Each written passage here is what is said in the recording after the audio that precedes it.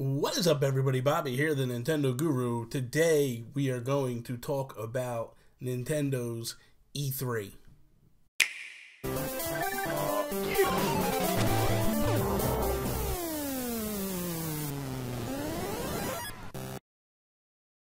So what's up, everybody? We're rapidly approaching on E3. I think we got, less than a week now, right? So until Nintendo goes, which they go next Tuesday, I'm excited. I can't wait. And I think one thing that's been coming a little difficult is to temper expectations. I'm wanting so many big things out of Nintendo, and we got to look at what they're actually telling us. So they're telling us, number one, that the E3 presentation is going to be about 30 minutes long. It's not super long. Typically they go 45 minutes and at the minimum, you know what I mean? So 30 minutes is a small direct. I think they might be cutting out the fluff, meaning, if you remember years past, they would have things with like Miyamoto talking about like the gardens he would go to and the foxes and the monuments and all that different stuff too. Like that's what inspired them for Star Fox, and like they had the Yoshi's Woolly World guys go to a yarn shop and like talk about different things.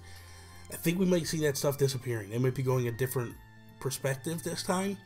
They also might be eliminating the skits and stuff, which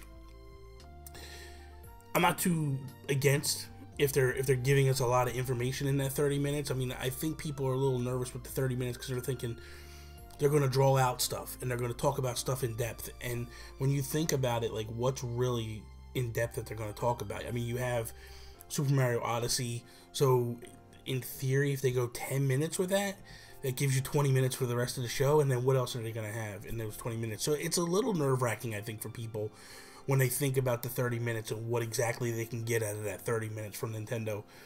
I'm hoping that we get something very similar to the Nindies Direct that we got not too long ago. And if you remember that, it was like hit after hit after hit after hit, and it was just non-stop Damon Baker just crushing it and hitting us with all these different things. But what the key to that Nindies Direct was we got these little nuggets in there that we didn't see coming. Stardew Valley, SteamWorld Dig 2, Flipping Death. These were games that we didn't even see on the horizon, never even saw coming to Switch. That was important stuff to see and have. So that's what I feel like we need to have here. If Nintendo announces the Mario Rabbids, like, I think people will be upset because we already know it's coming. Let Ubisoft do that one and stick to the Nintendo stuff. So I think we're in a situation where what could come that would get people excited? Obviously, first-party games. Obviously, you want your Metroids, you want your Mother 3, you want your Animal Crossings, you want all these different games that have been huge over the years. I want some things, but I'm trying not to get my hopes up too high. I think realistically, my biggest hope is, like, obviously I want all the great franchises that have been yesteryear and all that, and I think every Nintendo fan wants that. But I think me personally, what I would like to see come out of this is I'd like to see that Nintendo has kind of solidified some of these third-party partnerships. I'm not huge on having to have like the latest and greatest FIFA and all the bells and the whistles. I know that's important to a lot of people, but for me, I look at it and go, look, as long as the thing plays the same as the main game, it's not going to look up to snuff. But as long as it plays the same game, as long as it has all the players, as long as it has all the different things, the play mechanics and things of that nature, then I'm fine with it. I know it doesn't have the story mode. I am personally okay with that because a lot of people that I've talked to, a lot of friends of mine that do play FIFA, weren't interested in the storyline. It's no different than Madden. I don't think a lot of people play the storyline in Madden. I think they play the league and they play the seasons and stuff. That's where, as long as that stuff is there, I'm happy with that.